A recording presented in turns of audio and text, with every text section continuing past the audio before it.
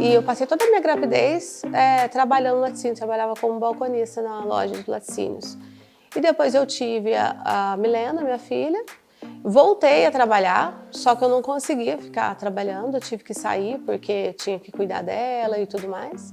Aí eu fiquei em casa. Eu trabalhei com a Milena até com 8 meses de idade. Aí eu voltei para casa para cuidar da Milena. Durante esse período eu ficava desesperada porque eu precisava arrumar uma renda, arrumar alguma coisa para mim poder ter uma renda, até porque tinha as necessidades mesmo da casa. E o Érico sempre trabalhou, mas tinha que complementar. E nessas indas e vindas, como eu já tinha voltado à minha origem, igual eu disse, né, que eu voltei, trabalhei lá no meu pai, depois fui trabalhar no laticínios, que abriu muito a minha mente também, porque aí eu comecei a ver outro público, já estava ficando mais madura, a necessidade de trabalho também.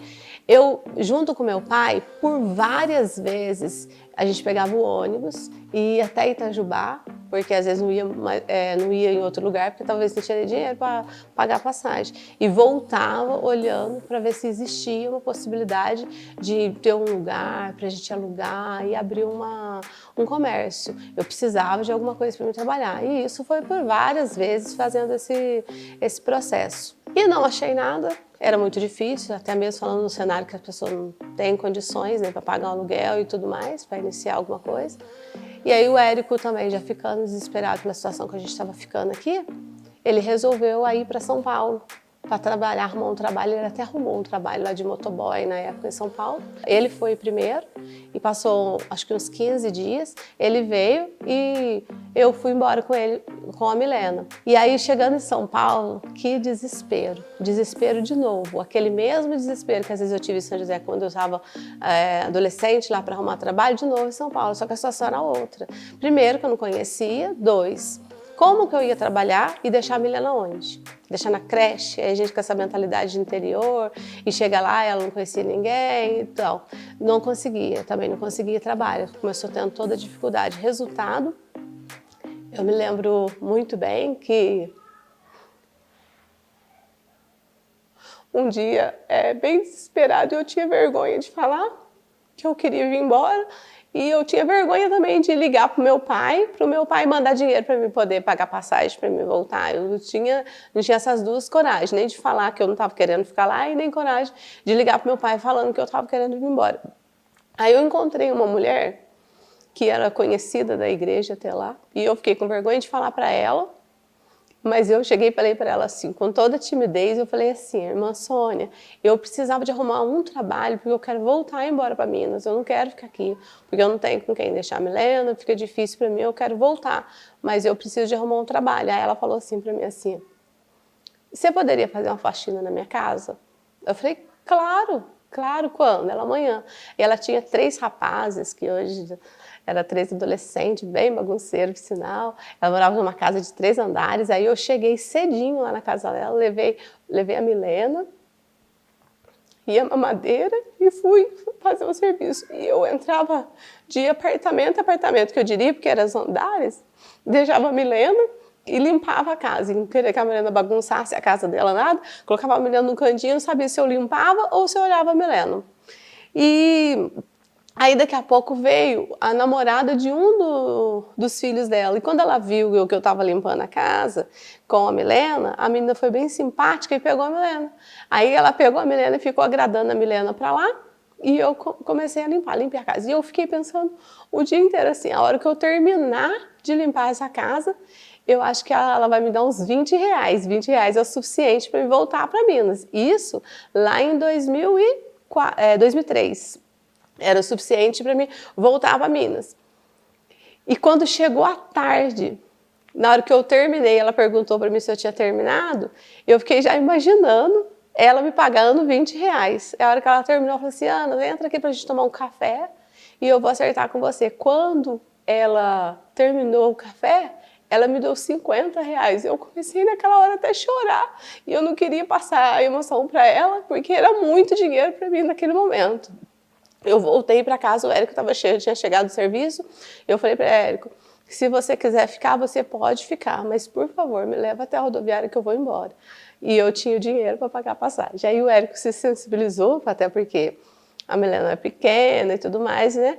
Ele pegou e falou assim: então tá bom, se você vai embora, nós vamos embora. Ele colocou combustível no carro naquela época e voltamos embora. Voltei quando eu cheguei aqui em Minas. Quando eu olhei para as montanhas que eu estava voltando, eu já comecei a chorar dentro de mim, mas não manifestava. Eu tinha voltado. Aí eu falei assim, eu preciso que Deus me dê uma luz e eu mude de caminho, porque para São Paulo eu não quero voltar nunca mais. Aqui é o meu lugar. Aí voltei, fiquei quieta, mas eu não passava isso para ninguém, ficava quieta. Aí eu falei assim, vou mudar de vida, agora eu vou ser professora, vou fazer normal superior, na época estava na moda fazer normal superior, vou fazer concurso na prefeitura, vou arrumar trabalho e pronto, não quero mais me aventurar para lugar nenhum, é aqui que eu quero ficar. Muito bem. Aí eu fui fazer, comecei a estudar para poder fazer o vestibular, para fazer o normal superior, que eu não gosto, porque eu nunca gostei de ser professora. Quando eu ouvia falar de construtivismo, que a minha irmã falava muito, eu já ficava nervosa, mas eu queria fazer porque eu queria emprego. Aí fui fazer o vestibular. O vestibular na época, em Piranguinho, na Almerinda, que é a escola municipal da cidade, lá que estava sendo o vestibular. E eu fui lá fazer a prova de vestibular, rapidinho para fazer, 10h30 eu ia pegar o ônibus para me retornar para Santa Bárbara, onde eu morava e moro até hoje. E o ônibus é de 1 em 1 hora. Então eu terminei a prova, desci, perdi o ônibus. Nossa, fiquei com muita raiva porque eu tinha perdido o ônibus e eu ia ter que ficar naquele ponto de ônibus 1 hora parado lá naquele ponto de ônibus e eu tinha deixado a Milena com a minha mãe. Mas enfim, não tinha outro meio, tinha que esperar. Eu me lembro até hoje eu chegando no ponto de ônibus e olhando para a matriz, que é a igreja lá, e o relógio, 10h30. Vou ter que ficar aqui até 11h30. Meu Deus, 1 hora nesse lugar. Naquele momento, eu sentei. Eu me lembro como se fosse hoje, eu virando, olhando para a matriz, 10h30. Eu virei ao contrário e vi na minha frente 2 barracas de pé de moleque e uma fechada. Eu olhei e falei, 10h30? Barraca fechada, será que morreu alguém? Porque aqui a gente pensa assim, fechou um comércio, será que morreu alguém? Olhei para todo lado para ver se tinha uma plaquinha de luto. Não tinha nada, pronto, eu nem queria mais que o ônibus viesse. Fiquei só olhando para ver que hora que vai abrir essa barraca. Onde já se viu uma coisa dessas, 10h30, essa barraca fechada. Então, o ônibus veio 11h30 e a barraca continuou fechada. E eu voltei para Piranguinho, para Santa Bárbara, na minha casa. Quando eu cheguei, a primeira pessoa que eu encontrei é meu pai. Já falei para ele, pai, o senhor sabia que a barraca da Sandra está fechada? Que será que aconteceu alguma coisa? Será que morreu alguém? O senhor está sabendo de alguma coisa? Não, não estou sabendo de nada. E ficou lá. E eu fiquei o dia inteiro pensando naquela barraca fechada. Será que era uma oportunidade? Será que aconteceu alguma coisa? Será que eles alugam aquela barraca? Fiquei já fazendo um monte de fantasia na minha cabeça. E nisso eu falei pro Érico, meio por cima.